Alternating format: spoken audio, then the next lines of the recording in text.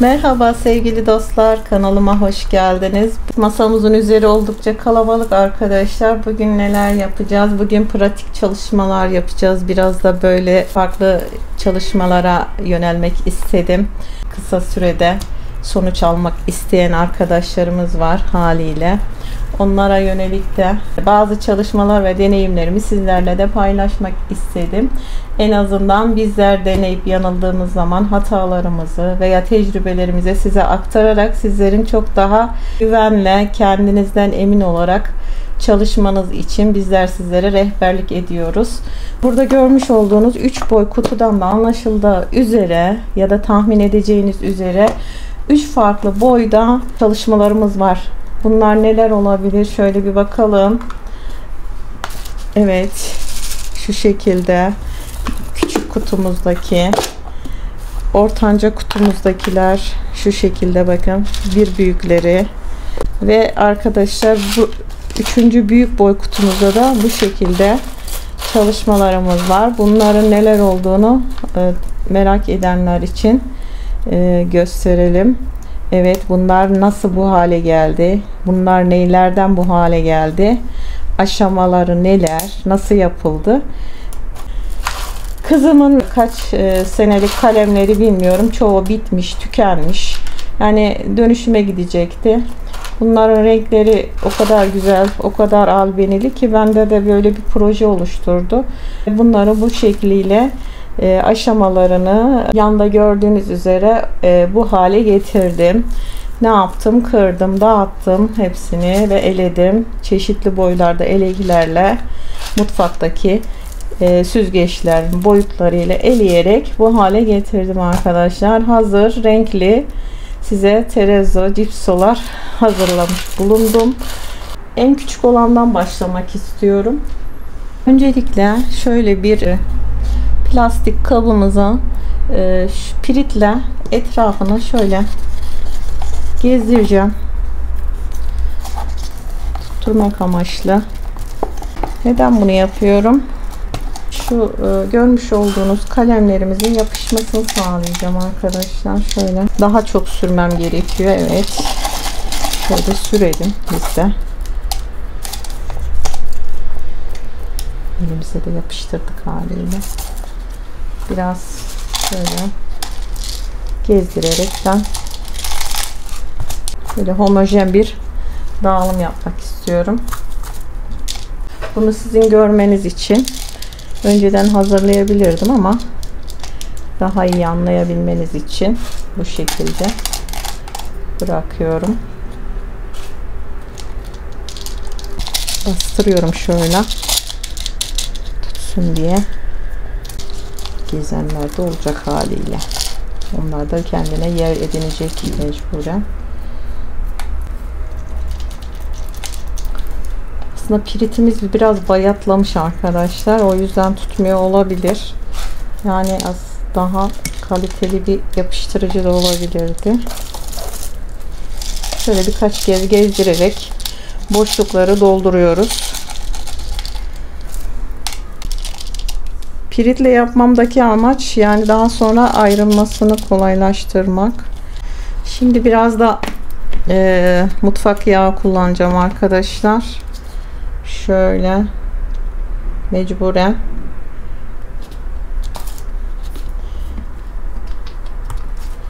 lastikler tutacak mı bilmiyorum ama bu bir deneme. Bakalım ne kadar başarılı olacağız. Şu bunun iç kısmı. Buna da yağlamam gerekiyor. Bunu yağlıyorum arkadaşlar. Şu an elimi yıkayıp geleceğim artık. Bunu buraya koydum.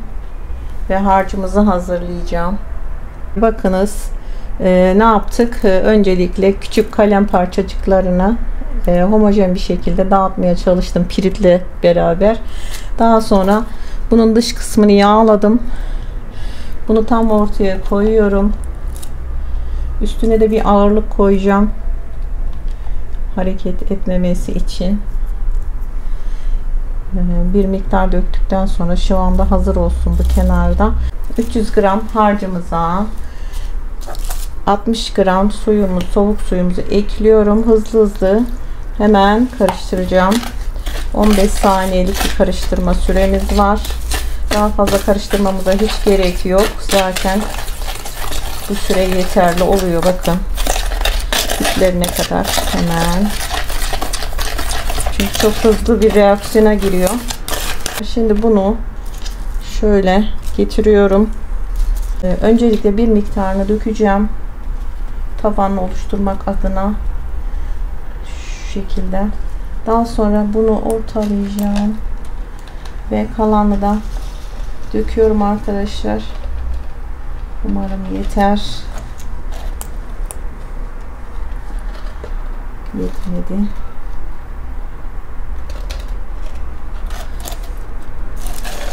Neyse arkadaşlar, yetmedi. Ne yapacağız? Hemen üzerine ekleme yapacağız. Devamlı dökeceğim arkadaşlar. Bakalım nasıl bir sonuç olacak. Üstüne de biraz şu şekilde dökmek istiyorum.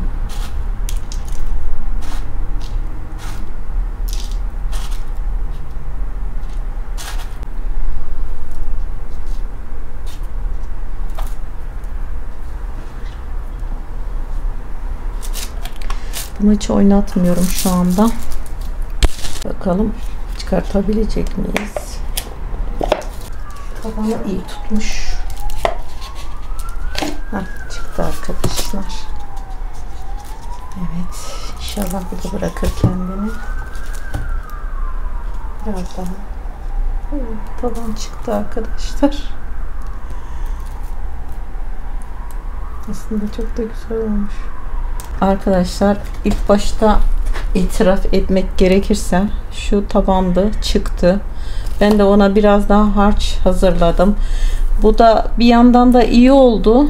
Çünkü böyle bir durumlarda hemen onarmak adına, yani bunun da böyle bir becerisi var mı? Hani kaynaşabiliyor mu, tutabiliyor mu?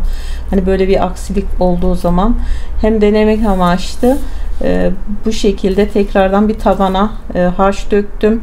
İçerisine biraz kalem attım ve bir de drenaj deliği yaptım. Yani bir yandan da iyi oldu. Bakalım nasıl olacak. Şöyle çıkacak mı? Evet, şöyle bakın, kalemlerin renkleri de çıktı arkadaşlar bu arada. Şöyle bir renk cümbüş oldu. Mavinin özellikle rengi çıktı. Demek ki etkileşime girdi renkler. Buna da vernik daha bir ortaya çıkaracağım düşünüyorum.